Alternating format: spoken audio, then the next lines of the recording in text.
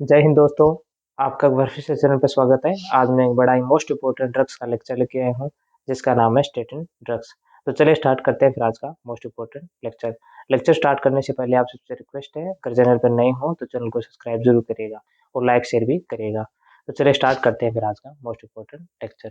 तो आज का जो अपना लेक्चर है वो बेसिकली आज का जो लेक्चर है वो है स्टेटिन ड्रग्स का। तो क्या है स्टेटिन ड्रग्स, क्या इसका क्लासिफिकेशन है, क्या इसके साइड इफेक्ट है, सारा कुछ आज के लेक्चर में जानेंगे। तो लेक्चर में बने रहिए और लेक्चर को लाइक जरूर कर दें। तो आज का जो टॉपिक है अपना वो है स्टेटिन ड्रग्स। तो स्टेटिन ड्रग्स क्या है?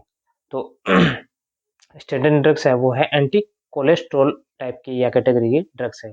इसको अपन एंटी लिपिड ड्रग्स भी बोलते हैं। ठीक है। तो क्या है कोलेस्ट्रॉल, क्या लिपिड, वो देखेंगे। तो it is use for decrease lipid. जो लिपिड है ना उनको डिक्रीज करने का काम है ना, वो एंटी लिपिड ड्रग या एंटी कोलेस्ट्रॉल ड्रग्स करती है, जिसको अपन जो फार्मेकोलॉजी में इसके जो टर्म्स है वो है स्टेटिन ड्रग्स। ठीक है। तो देखते हैं, जैसे ये देखो, ये मेडिसिन का जो लोगो बना हुआ या स्ट्रक्चर बनी हुई वो देखते हैं, है ना।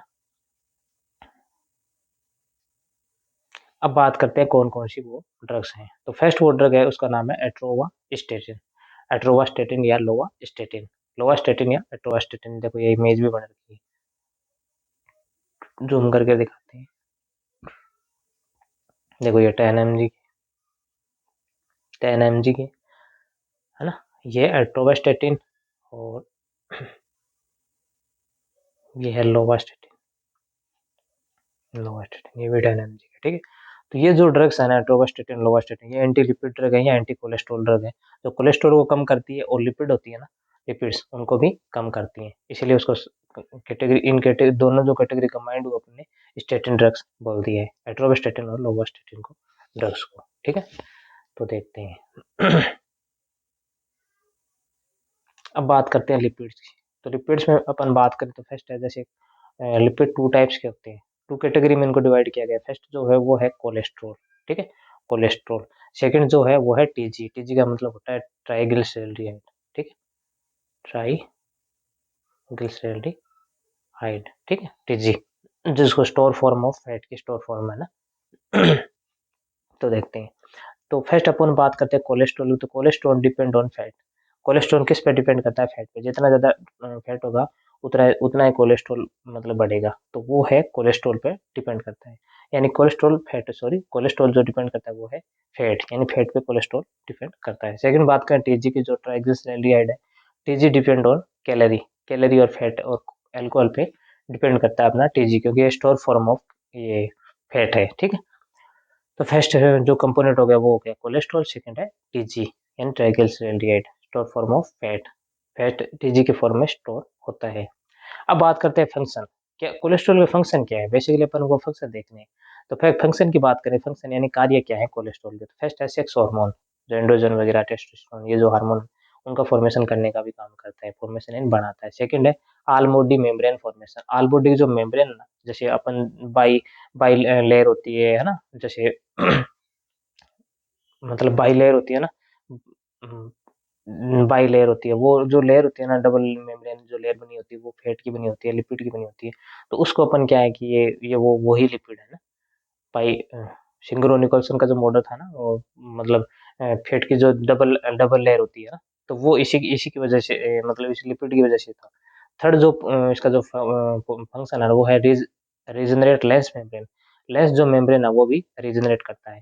तो इसके कितने फंक्शन हो गए? फर्स्ट अपन देखते हैं तो वो है सेक्स हार्मोन, जैसे एंड्रोजन वगैरह का निर्माण। सेकंड है ऑल बॉडी मेम्ब्रेन, जो बॉडी की जितनी मेम्ब्रेन है वो मतलब कोलेस्ट्रॉल की बनी होती है या लिपिड की बनी होती है। थर्ड है वो है regenerate less lens membrane. Lens membrane का भी रीजनरेट करता है। तो ये तीन मोस्ट कॉमनली इनके फंक्शन है। अब बात करते हैं लिपोप्रोटीन्स की। तो क्या है लिपोप्रोटीन? तो फर्स्ट अपन है एचडीएल, सेकंड है एलडीएल, थर्ड है वीएलडीएल। तो क्या है एचडीएल? तो एचडीएल का फुल फॉर्म है high density lipoprotein. High density lipoprotein. ठीक है। मतलब हाई डेंसिटी लिपोप्रोटीन होती है। सेकंड एलडीएल का मतलब होता है लो डेंसिटी। ठीक है। और वीएलडीएल का मतलब होता है very low density. Very low density. तो high density lipoprotein, low density lipoprotein और वेरी लो डेंसिटी लिपोप्रोटीन। तो क्या मतलब है इसका? अब जैसे ब्लड में कोलेस्ट्रॉल है ना, उसको क्या करेगा ये ब्लड से ऑर्गन के अंदर ले जाएगा, ठीक है। तो ये तो एचडीएल है, मतलब कोलेस्ट्रॉल ब्लड में जमा नहीं होने देगा। अगर ब्लड में कोलेस्ट्रॉल जमा होगा तो फिर अर्थरोस्क्लेरोसिस होगा, क्योंकि वहाँ पे मतलब क्लॉट बन जाएगा, अर्थरोस्क्लेरोटिक प्लाक बन जाएगा, फिर एमआई वगैरह की या हार्ट की जो रिस्क है ना वो बढ़ जाती है, ठीक है। तो उसको प्रिवेंट करने के लिए एचडीएल का वर्क होता है। एचडीएल वहाँ ब्लड से ले जाकर फिर ऑर्गन में या ब्लड मतलब बॉडी ऑर्गन के ले जाकर छोड़ता है। और एलडीएल का क्या काम होता है? एलडीएल वहाँ से जो बॉडी ऑर्गन के अंदर जो लिपिड है या कोलेस्ट्रॉल है उसको उठा के ब्लड में लाता है। तो ये बैड कोलेस्ट्रॉल बोलते हैं इसको, एलडीएल को, ठीक है। एलडीएल को क्या बोलते हैं? बैड कोलेस्ट्रॉल, ठीक है। थर्ड जो है वो है वीएलडीएल। वीएलडीएल का मतलब होता है ये वेरी बैड कोलेस्ट्रॉल होता है, बिकॉज क्योंकि ये जो मतलब जो स्टोर फॉर्म में जो भी जो फैट है ना उसको भी उठा कर ये ब्लड में लाता है, और ब्लड में आएगा तो जाहिर सी बात है वहाँ क्लोट बनेगा, अर्थरोस्क्लेरोटिक प्लाक बनेगा, तो वहाँ फिर ब्लड की जो सप्लाई जितने डायमीटर था ना उससे डायमीटर कम हो जाएगा। डायमीटर कम होता है आगे सप्लाई कम हो जाएगी, डिमांड ज़्यादा होगी लेकिन सप्लाई कम होगी, इस वजह से फिर मायोकार्डियल इन्फेक्शन या एंजाइना पेक्टोरिस और फिर सीवियरिटी होती है, फिर कार्डियक फेलियर ये कंडीशन भी होती है। तो ये कंडीशन इन्हीं लिपोप्रोटीन की वजह से होता है। अब बात करते हैं कोलेस्ट्रॉल। तो कोलेस्ट्रॉल की बात करें, cholesterol mostly excrete of bile, bile होता है ना उसके अंदर एक्सक्रीट होती है, बाहर निकलती है, निष्कासित होती हैं। फंक्शन की बात करें इनका, तो it is transformation of the cholesterol and fat, भाई फैट और कोलेस्ट्रॉल का ट्रांसफॉर्मेशन करता ही है ना लिपोप्रोटीन्स। अब बात करते हैं when LDL. When LDL increase then HDL decrease. जैसे जैसे एलडीएल है ना, एलडीएल इंक्रीज होगा, ठीक है, ये एलडीएल है। अब एलडीएल इंक्रीज होगा ना तो क्या होगा, जो एचडीएल है ना हाई डेंसिटी लिपोप्रोटीन वो डिक्रीज होगा, और एचडीएल जो है इंक्रीज हो गया तो एलडीएल डिक्रीज हो जाएगा, मतलब ये एक दूसरे के विपरीत है। कहने का मतलब ये, जहां जहां एलडीएल इंक्रीज होगा वहां एचडीएल कम होगा, एचडीएल इंक्रीज होगा वहां एलडीएल कम होगा, एक दूसरे के मतलब इनवर्स है, उल्टे है या अपोजिट, ठीक। अब बात करते हैं लिपिड प्रोफाइल की। तो क्या क्या लिपिड प्रोफाइल है वो देखते हैं। बात करते हैं फर्स्ट अपन टोटल कोलेस्ट्रॉल की। तो टोटल कोलेस्ट्रॉल जैसे 200 से mg से कम होता है, ठीक है। तो इंटरमीडिएट की बात करें बीच का, जैसे 200 से 239। हाई की बात करें तो 239 से ज्यादा। ये अपना क्या है, ये है मतलब टोटल कोलेस्ट्रॉल। अब बात करते हैं एलडीएल, जो लो डेंसिटी है वो है। तो लो डेंसिटी की बात करें वो है 130 mg, मतलब 130 m जो होता है ना वो होता है, ठीक है। तो 130 m 130 है, ठीक है, 130। तो 130 से 159 है ना, ये इसके इंटरमीडिएट रेंज है, और 159 से अगर अबो हो रखा है तो इसका मतलब कोलेस्ट्रॉल बहुत जमा हो रखा है ब्लड के अंदर, हाई कोलेस्ट्रॉल होगा, मतलब लो डेंसिटी वाला कोलेस्ट्रॉल वो जमा होगा। थर्ड बात करते हैं एचडीएल की। जो गुड कैटेगरी का ये होता है कोलेस्ट्रॉल, वो होता है 60 है ना। तो 60 से जैसे 40 है तो ये इसकी रेंज अगर 40 से लेस है तो भी फिर ये क्या है कि एलडीएल को नोटिस कराएगा, क्योंकि जैसे जैसे मैंने बताया था कि एलडीएल एचडीएल डिक्रीज होगा ना, क्योंकि 40 से कम है तो एचडीएल डिक्रीज होगा, तो फिर एलडीएल बढ़ेगा, ठीक है। तो एलडीएल फिर रिस्की होगा बॉडी के लिए, क्योंकि बैड कोलेस्ट्रॉल होता है एलडीएल, ठीक है। अब बात करें टीजी की, जो वीएलडीएल की बात करें तो वो है 150 से कम। अब 150 से कम है ना वो एक टीजी की रेंज है। अब 150 से 190 है ना, यानी 200 से कम, यानी 199 तक। तो 199 तक तो ठीक है, लेकिन 199 से ज्यादा चला गया तो फिर जो स्टोर फॉर्म में कोलेस्ट्रॉल है ना वो भी ब्लड के अंदर आएगा फिर, तो वो एक थोड़ा सा क्या है कि फेट आई, सॉरी। तो वो भी एक रिस्की रिस्की पॉइंट ही है। अब non H D L C है ग्लाइकोप्रोटीन 130 से ज्यादा, फिर T G H D L ratio है वो 3 है। तो इस प्रकार अपन कोलेस्ट्रॉल के लिपिड प्रोफाइल करते हैं। एच डी एल क्या है, एल डी एल क्या है, टी जी क्या है, या बी एल डी एल क्या है, स्टोर फॉर्म में कोलेस्ट्रॉल जमा होता है उसकी। तो ये लिपिड प्रोफाइल है।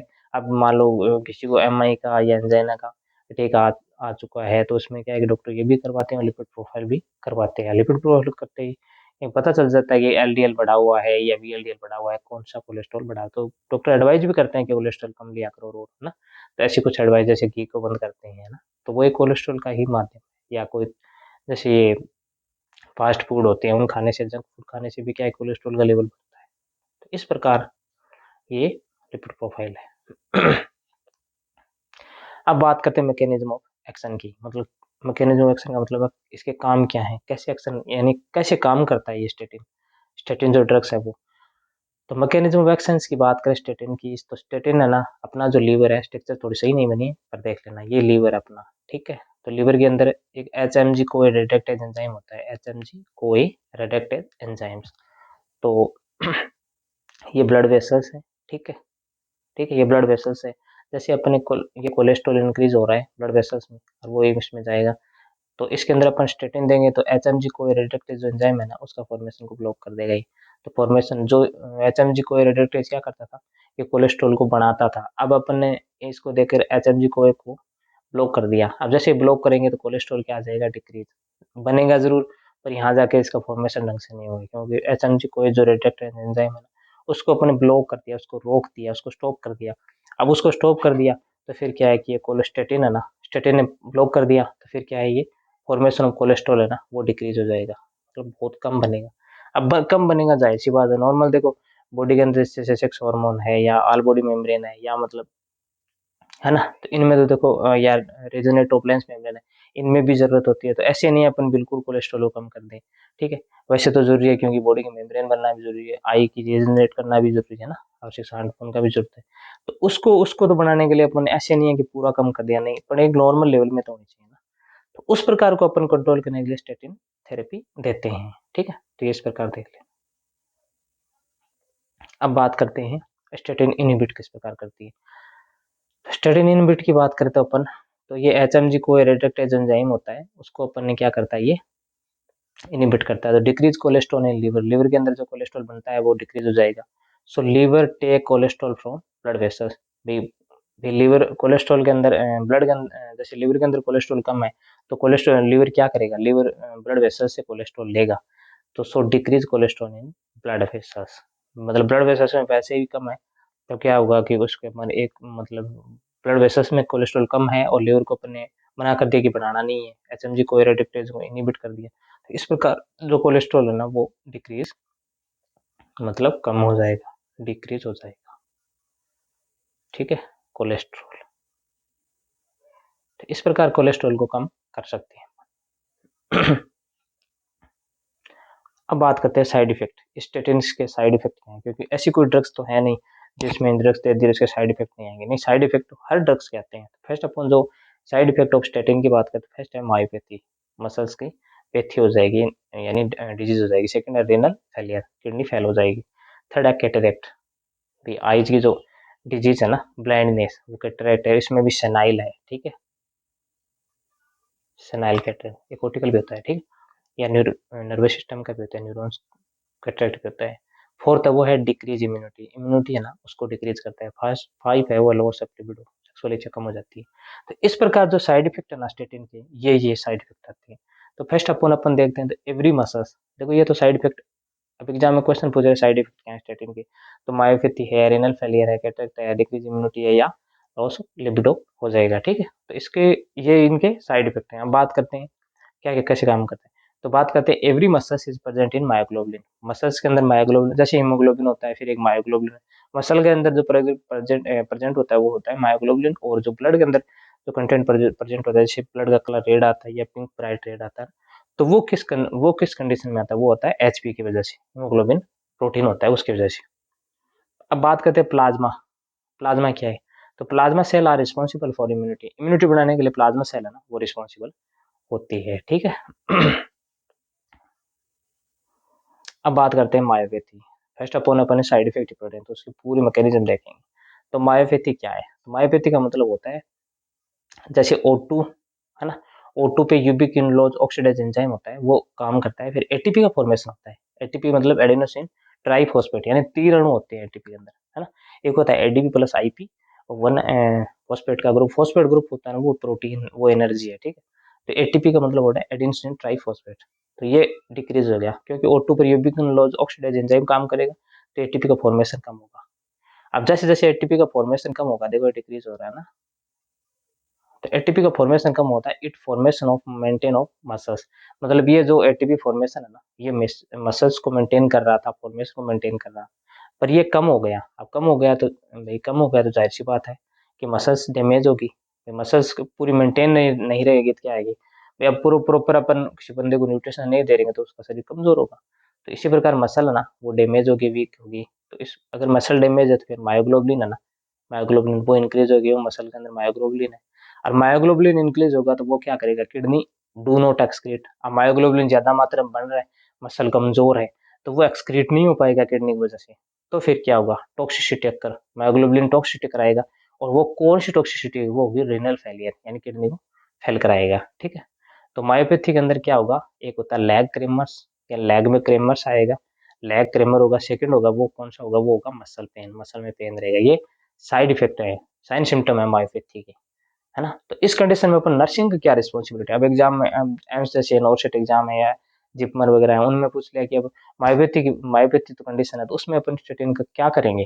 तो उसमें जो नर्सिंग की रिस्पॉन्सिबिलिटी है, नर्सिंग का फर्स्ट एक्शन है वो है स्टॉप द ड्रग्स, मतलब ड्रग्स को स्टॉप कर देना, स्टेटिन ड्रग्स को नहीं देना, क्योंकि रिनल फेलियर भी करा रहा है और ये मायोपैथी भी मसल की करवा रहा है। तो इस प्रकार अपन मैकेनिज्म देखा कि मायोपैथी के अंदर क्या होता है।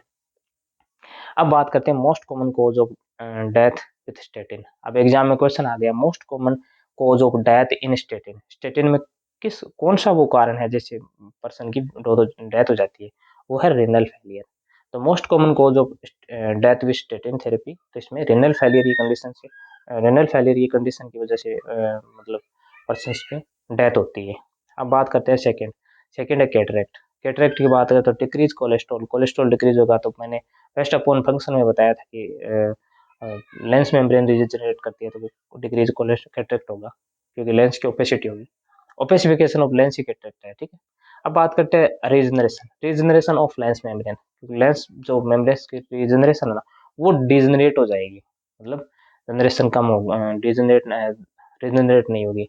तो बिफोर स्टेटिन थेरेपी हमेशा ध्यान रखना, जैसे जैसे अपन स्टेटिन थेरेपी दे रहे हैं ना, उससे पहले अपन आरएफटी, आरएफटी का मतलब होता है renal function test, renal function और टेस्ट, रेनल फंक्शन टेस्ट या आई टेस्ट, हमेशा आंखों का test plus plus renal function test, तो हमेशा शुड बी डन ऑलवेज। मतलब ये स्टेटिन देने से पहले किडनी का test, renal function test, kidney काम कर रही है ढंग से नहीं कर रही रेनल का, और आइज का टेस्ट वो करवा लेना चाहिए, उसके बाद ही अपन को स्टेटिन उसको प्रोवाइड करनी चाहिए, रिकमेंडेशन करनी चाहिए, क्योंकि ये क्या करेगा, उसको साइड इफेक्ट है कैटरेक्ट करवा देगा, क्योंकि opacification of lens he cataract है, और रेनल है ना, किडनी फेल की वजह से डेथ हो सकती है। इस प्रकार अपन को should be done before statin therapy.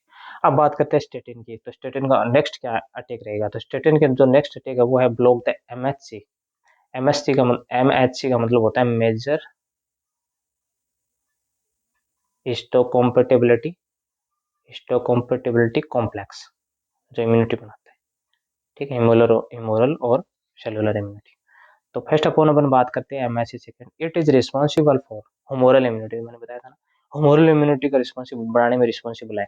तो स्टेटिन ऑलवेज कॉन्ट्राइंडिकेशन इन इम्यूनो सप्रेसिव पेशेंट। अब मान लो पेशेंट इम्यूनो सप्रेसिव है, इम्यूनिटी पावर वीक है, तो उस कंडीशन में पर उसको स्टेटिन दे रहे हैं, तो स्टेटिन क्या करेगी, एमएच जो सेकंड है उनको ब्लॉक कर देगी। अब उसको ब्लॉक कर दे तो पेशेंट के अंदर इम्यूनिटी है ना, होमोरल इम्यूनिटी, वो नहीं बनेगी, क्योंकि पहले पहले से वीकनेस है। और एमएचसी को वो पहले स्टेटिन देने के बाद एमएचसी तो होता है ना, मेजर हिस्टोकॉम्पेटिबिलिटी कॉम्प्लेक्स, उसको ब्लॉक कर देगा।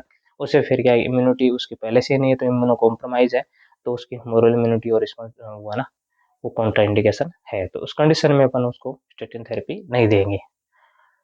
बात करते हैं statin is contraindicated in corticosteroid therapy, corticosteroid therapy है ना, उसमें भी कॉन्ट्राइंडिकेशन है। ठीक है, statin drugs inhibit for warfarin. अब मान लो ये एंटीकोगुलेंट है, ठीक है, हेपेरिन और वॉरफेरिन, तो हेपेरिन और वॉरफेरिन है, सो वारफेरिन डज डिक्रीज, मतलब इसमें अगर स्टेटिन थेरेपी देंगे तो इनहिबिट क्या कर देगा वारफेरिन को, और वारफेरिन अगर इन पे इनहिबिट कर देगा तो इसकी डोज है ना वो डिक्रीज हो जाएगी, काम नहीं करेगी। ठीक है, तो इस प्रकार ये काम करता है। एमएच एमएचसी को ब्लॉक कर देता है, कोर्टिकोस्टेरॉइड में कॉन्ट्राइंडिकेशन है, और इसके अंदर वारफेरिन की डोज डिक्रीज करवा देगा, इस प्रकार इनमें कॉन्ट्राइंडिकेशन है। अब बात करते हैं किस प्रकार एमएचसी में काम करता है ये। फर्स्ट अपन देखते हैं, एमएचसी का मतलब मेजर हिस्टोकॉम्पेटिबिलिटी कॉम्प्लेक्स, या एचएलए, ह्यूमन ल्यूकोसाइट एंटीजन होता है, जैसे ह्यूमन ल्यूकोसाइट एंटीजन। अब जैसे अपन ऑर्गन ट्रांसप्लांट करते हैं, उसमें एमएचसी और एचएलए पहले करवाते हैं। ऑर्गन ट्रांसप्लांट करने से पहले एमएचसी और HLA should be before done, मतलब पहले करवा लेते हैं। तो मेजर हिस्टोकॉम्पेटिबिलिटी कॉम्प्लेक्स प्रेजेंट हो क्रोमोसोम नंबर 6 जो क्रोमोसोम नंबर 6 होता है ना, वैसे 46 होते हैं, 23 जो पेयर होते हैं, यानी 46 क्रोमोसोम होते हैं। डाउन सिंड्रोम वगैरह, क्लाइंस-फिल्टर सिंड्रोम, टर्नर, इनमें क्या है अच्छा, इनमें क्या टर्नर में जैसे 45 होते हैं, उसमें 47 एक गुणसूत्र किसी में ऐड हो जाता है, किसी में कम हो जाता है, इस प्रकार कंडीशन होती है। तो इसमें क्रोमोसोम नंबर जो 6 है ना, उसमें प्रेजेंट होता है MHC और HLA ल्यूकोसाइट और मेजर हिस्टोकम्प्लेटिक कॉम्प्लेक्स। ये क्या करता है? इम्यूनिटी इम्यूनिटी क्या करता है? Activate B lymphocytes. अब एक बी होता है, एक टी लिम्फोसाइट, पहले थाइमस में बनता है, फिर क्या है, लिम्फोसाइट्स में बनने लग जाते हैं। इम्यूनिटी फर्स्ट अपॉन है ना, वो थाइमस में पुबर्टी से पहले पहले, पुबर्टी के बाद में क्या होता है, वो लिम्फोसाइट्स होते हैं, लिम्फोसाइट्स बी एंड टी, उनमें बनता है ये। ठीक है, तो देखते हैं। तो इस प्रकार अपन देखते हैं, activate beta lymphocytes, activate activate plasma cell. अब प्लाज्मा सेल को अपन ने पता है मोरल इम्यूनिटी और सेलुलर इम्यूनिटी बनेगा। तो इम्यूनिटी जनरेट अब इम्यूनिटी किस प्रकार जनरेट है? फर्स्ट है मोरल इम्यूनिटी जो कि CD4 सेल्स बनाती हैं, और एक सेलुलर इम्यूनिटी जो कि also known as CD8 cells, also known cell mediated या फेगोसिटिक एक्शन, जो सेल का भक्षण करती है। लाइसोसोम्स होते हैं जो इस प्रकार भक्षण करते हैं ना, वो एक सेलुलर इम्यूनिटी, और ये है इमोरल इम्यूनिटी। इमोरल और सेलुलर इम्यूनिटी होती है, क्योंकि ये बीटा लिम्फोसाइट्स होती हैं, बी लिम्फोसाइट और टी लिम्फोसाइट। तो पहले अपोन क्या कर फर्स्ट अपोन क्या होता है, जैसे जैसे मान लो प्यूबर्टी से पहले का टाइम है, तो उसमें क्या है कि थाइमस ग्लैंड होती है। ठीक है, थाइमस ग्लैंड, थाइमस ग्लैंड में इम्यूनिटी बनती है, और बाद में जैसे जैसे मान लो प्यूबर्टी के बाद का टाइम है ना, तो थाइमस से निकल जाती है, और ये लिम्फोसाइट्स है ना, उनमें मेजर रोल होता है, ये मेजर रोल निभाते हैं इम्यूनिटी बढ़ाने के अंदर। ठीक है, तो इस प्रकार बी लिम्फोसाइट्स और टी लिम्फोसाइट्स में इसका काम होता है। ये पूरी मैकेनिज्म है, देख लो, पढ़ लो, इस प्रकार देख लो। MHC मेजर हिस्टोकम्पैटिबिलिटी कॉम्प्लेक्स, या HLA, क्योंकि ये अब जैसे ऑर्गन ट्रांसप्लांट कर रहे हो, ऑर्गन ट्रांसप्लांट कर रहे हो ना, ऑर्गन ट्रांसप्लांट, तो उससे पहले अपन MHC और HLA करवाते हैं, क्योंकि इससे पता चल जाता है कि मतलब रिजेक्शन तो नहीं होगा, या मतलब बॉडी एक्सेप्टेबल है या नहीं है। और इसके अंदर अपन एक मैंने बताया नहीं, ग्लूकोज का टेस्ट भी करते हैं। विदाउट ग्लूकोज टेस्ट करे अगर ऑर्गन ट्रांसप्लांट करना नामुमकिन है, तो ग्लूकोज का टेस्ट भी करना पड़ेगा, क्योंकि वो एक्सेप्टेबल मतलब बहुत रोल निभाता है एक्सेप्ट करने में, और उनको रिजेक्शन ना दिखाने के अंदर बहुत रोल निभाता है। तो इस प्रकार अपन ने देखा, अब मान लो CD4 CD8 भी नाम सुना होगा, क्या है? तो CD4 अपन ने देखा था कि जैसे अब मान लो CD8 और CD4 है, ठीक है, तो अपन ने देखा था कि HIV के अंदर CD4 का जो रेशियो वो कम हो जाता है, और CD8 का रेशियो बढ़ जाता है। वैसे नॉर्मली ये 2:1 में होता है, लेकिन बाद में 1:1 और फिर 1:2 के अंदर आ जाता है, क्योंकि ये धीरे धीरे क्या है, CD4 है ना, इसकी संख्या तो कम होगी, है ना, और ये इसकी संख्या बढ़ेगी। अभी एक कंडीशन में रेशियो इसका बढ़ जाएगा 8 का, और इसका कम हो जाएगा, क्योंकि 800 से 1200 होती है नॉर्मली। ठीक है, इस प्रकार, तो इस प्रकार CD4 का रेशियो तो बढ़ जाएगा, CD8 का रेशियो तो बढ़ जाएगा, सॉरी, CD8 का रेशियो तो बढ़ जाएगा HIV के अंदर, और CD4 का रेशियो कम हो जाएगा, क्योंकि HIV की फोर्थ स्टेज है ना, वो फिर एड्स बन जाती है। HIV की जो फोर्थ स्टेज है ना, फोर्थ स्टेज, वो फिर एड्स बन जाती है। T lymphotrophic third. तो इस प्रकार अपन ने देखा कि CD4 क्या है, CD8 क्या है, मोरल इम्यूनिटी कैसे बनती है, प्लाज्मा सेल कैसे बनाती है, फिर उसमें फर्स्ट अपन थाइमस में देखा, फिर वो बीटा लिम्फोसाइट्स की वजह से, फिर पुबर्टी के बाद में टी लिम्फोसाइट और बी लिम्फोसाइट ने काम करा। CD4 की बात करें, फेगोसिटिक सेल होती है, ये सेल इम्यूनिटी एंटीबॉडी बनाती है। तो इस प्रकार अपन ने देखा। अब बात करते हैं, अब मान लो ऑर्गन ट्रांसप्लांट करते हैं, जैसे ऑर्गन ये स्ट्रक्चर भी है, तो बात करते हैं बिफोर ऑर्गन ट्रांसप्लांट। तो बिफोर ऑर्गन ट्रांसप्लांट मैंने बताया था कि MHC और HLA टेस्ट आना शुड बी डन ऑलवेज, हमेशा। जैसे मान लो ऑर्गन ट्रांसप्लांट कर रहे हो, अपन ने देखा है किडनी ट्रांसप्लांट करते हैं, हार्ट करते हैं, और भी कई ऑर्गन होते हैं, लिवर ट्रांसप्लांट करते हैं, तो उस कंडीशन में अपन देखते हैं कि MHC और HLA जो टेस्ट है ना, वो डॉक्टर शुड बी डन पहले करवाते हैं उसमें, और उसमें रिजेक्शन का आ रहा है ना, एक्सेप्टेंस का सारा पता चल जाता है, CD4 क्या है, CD8 क्या है, सारा कुछ है ना पता चल जाता है, क्योंकि MHC भी वन नहीं है,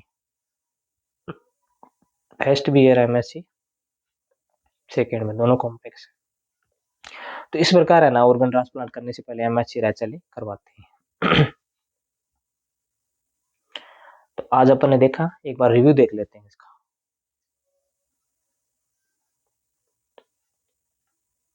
अपन ने आज के लेक्चर में अपन ने देखा कि स्टेटिन कौन सी ड्रग्स हैं, क्योंकि ये कोलेस्ट्रॉल और लिपिड को कम करवाते हैं, डिक्रीज कोलेस्ट्रॉल और डिक्रीज लिपिड। मोस्ट कॉमनली अगर कहें, जैसे MI और एंजाइना ना, उन कंडीशन में भी मतलब उनमें उनमें जो कोलेस्ट्रॉल जमा हो जाता है वो तो बाद की कंडीशन है। कोलेस्ट्रॉल जमा होकर डायमीटर कम हो जाए तो फिर आगे की सप्लाई कम हो जाएगी, वो तो बाद की कंडीशन है। पर फर्स्ट अपन जो उपचार होता है ना कोलेस्ट्रॉल का, वो स्टेटिन ड्रग्स ही करती हैं। ठीक है, इस प्रकार से ये स्ट्रक्चर है इसका। ठीक है, तो एंटी कोलेस्ट्रॉल और एंटी जो लिपिड ड्रग है ना, वो कोलेस्ट्रॉल को और जो लिपिड है ना उनको कम करती है ना। तो इस प्रकार उनको स्टेटिन ड्रग्स बोलते हैं। बात करते हैं नेम की, जैसे फर्स्ट अपन जो फर्स्ट जो ड्रग्स है उसका नाम है एट्रोवास्टेटिन, सेकंड है लोवास्टेटिन। तो एट्रोवास्टेटिन जैसे 10 mg के अंदर ये आती है ड्रग टेबलेट फॉर्म में, और ये लोवास्टेटिन जो ड्रग्स है। अभी एग्जाम में क्वेश्चन भी आया था जैसे सीएचओ का, एट्रोवास्टेटिन क्या है, तो ऑप्शन में था एंटी लिपिड ड्रग्स, तो ऑप्शन वही होगा। ठीक है, तो इस प्रकार अपन देखते हैं कि एट्रोवास्टेटिन है, लोवास्टेटिन है, ये ड्रग्स आती हैं। बात करते हैं कोलेस्ट्रॉल की, तो लिपिड कितने प्रकार के, फर्स्ट है कोलेस्ट्रॉल, फर्स्ट है फर्स्ट है कोलेस्ट्रॉल, सेकंड है टीजी। तो cholesterol depend on fat, cholesterol depend करता है फैट पे, टीजी डिपेंड करता है कैलोरी पे या अल्कोहल के कंटेंट पे। ठीक है, फंक्शन अपन ने कोलेस्ट्रॉल का देखा कि सेक्स जो हार्मोन है वो बनाता है, सेकंड है ऑल बॉडी की मेम्ब्रेन है वो बनाती है, थर्ड है रीजनल ग्लैंड्स मेम्ब्रेन, क्योंकि ये नहीं बनाएगा तो फिर कैटरेक्ट कंडीशन हो जाएगी जैसे। ठीक है, तो इस प्रकार अब लिपोप्रोटीन कितने टाइप के, तो फर्स्ट है एचडीएल, सेकंड है एलडीएल, थर्ड है VLDL. High density lipoprotein, low density lipoprotein, very low density lipoprotein. अब बात करते हैं कोलेस्ट्रॉल की, तो मोस्ट कॉमनली एक्सक्रीट होता है बाइल से, फंक्शन होता है it is transformation of cholesterol, fat fat का कोलेस्ट्रॉल का ट्रांसफर करता है। व्हेन एलडीएल इंक्रीज, अब देखा अपन ने एलडीएल इंक्रीज हो रहा है, तो एचडीएल क्या होगा, एचडीएल डिक्रीज होगा। ठीक है, तो एलडीएल इंक्रीज होता है, एचडीएल डिक्रीज होगा। अगर ये इंक्रीज है, ठीक है, तो ये डिक्रीज हो जाएगा, मतलब एक दूसरे का अपोजिट है। अब अपन ने लिपिड प्रोफाइल देखा क्या क्या, जिसमें एलडीएल का 130 से 159 से अबव देखा, एचडीएल का अपन ने देखा कि 40 से कम है। ठीक है, और टीजी का अपन ने देखा 199 से ज़्यादा है। इस प्रकार अपन ने देखा कि लिपिड प्रोफाइल क्या है। अब अपन ने देखा मैकेनिज्म ऑफ एक्शन, स्टेटिन का क्या मैकेनिज्म है, तो अपन ने देखा लिवर के अंदर एक एंजाइम होता है एचएमजी कोई रिडक्टेज एंजाइम, तो इसको अपन ने ब्लॉक करा तो फॉर्मेशन ऑफ कोलेस्ट्रॉल है ना वो क्या हो जाएगा, कम हो जाएगा, फिर ब्लड वेसल्स के अंदर भी कोलेस्ट्रॉल डिक्रीज होने लगेगा। ठीक है, नॉर्मल लेवल में रहेगा। स्टेटिन को इनहिबिट किस प्रकार है, एचएमजी कोई reductase enzyme decrease cholesterol in liver, so liver blood vessels से कोलेस्ट्रॉल मांगेगा तो कोलेस्ट्रॉल ब्लड वेसल्स में कम हो जाएगा, इस प्रकार। अब बात करते हैं साइड इफेक्ट ऑफ स्टेटिन, तो स्टेटिन की जो साइड इफेक्ट मैंने बताया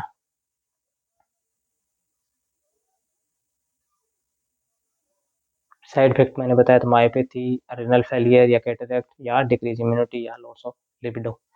तो every muscle so present in myoglobin, तो मायोग्लोबिन अगर मान लो मसल की मायोपैथी है तो मायोग्लोबिन बढ़ेगा, रेनल फेलियर करा देगा। प्लाज्मा से रिस्पॉन्सिबल फॉर इम्यूनिटी, इम्यूनिटी के लिए प्लाज्मा से ऐसा क्यों, पहले वो मैंने बताया था कि ये पहले थाइमस में बनता है, फिर वो टी लिपोसाइट पे छोड़ पर प्लाज्मा से।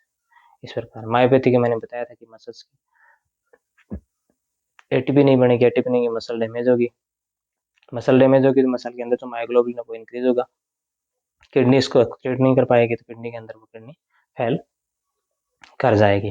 तो इसके अंदर लेग में क्रेम्बर होगा, मसल पेन होगा। तो अपन फर्स्ट अपन जो नर्सिंग एक्शन है वो है स्टॉप ड्रग्स, स्टेटिन को स्टॉप कर देना। ठीक है, अब बात करते हैं मोस्ट कॉमन कोज। तो मोस्ट कॉमन कोज अपन ने देखा है क्या, स्टेटिन थेरेपी इन डेथ का वो है रीनल फेलियर। अब एग्जाम में क्वेश्चन आ गया स्टेटिन का डेथ का मोस्ट कॉमन कोज कौन सा है, तो वो है रीनल फेलियर। सेकंड है cataract, decrease cholesterol and decrease lens membrane decrease होगी, तो मोस्ट। फिर है before statin therapy and I इसका करने के लिए स्टेटिन थेरेपी देने से पहले आरएफटी और आई टेस्ट हमेशा शुड भी डन, पहले ही करवा लेना चाहिए। अब बात करें स्टेटिन की, तो statin block MH second responsible for इम्यूनर immunity, statin always immuno compromise patient में नहीं देना है। सेकंड है कॉन्ट्राइंडिकेट कोर्टिकोस्टेरॉइड थेरेपी में नहीं देना है। और थर्ड है वो statin drugs inhibit for warfarin dose को डिक्रीज कर देगी। ठीक है, तो इसमें भी नहीं देना है। अब अपन ने देखा है किस प्रकार काम करता है, क्रोमोसोम नंबर 6 पे काम करता है, एमएचसी रेचेले काम करता है, तो एक्टिवेट बी लिम्फोसाइट्स और प्लाज्मा सेल्स बनती है, फिर इम्यूनल और सेलुलर में CD4 CD8 का निर्माण करती है। अब अपन ने लास्ट अपन पॉइंट देखा वो देखा बिफोर ऑर्गन ट्रांसप्लांट करने से पहले एमएचसी और HLA test should be done, करवा लेना चाहिए। तो अपने आज का लेक्चर में अपने देखा कि स्टेटिन ड्रग्स क्या है, इनके क्या इनके साइड इफेक्ट हैं, किन किन कैटेगरी अंदर ये कौन सा इंडिकेशन है, किस में अपन इसको दे सकते हैं, किस में नहीं दे सकते, क्या इनका फंक्शन है, क्या एमएचसी है, क्या एचएल है, सारा कुछ आज के लेक्चर में देखा। तो लेक्चर से कुछ भी सीखने को मिला हो, अगर लेक्चर अच्छा लगा हो तो लाइक शेयर सब्सक्राइब जरूर करिएगा।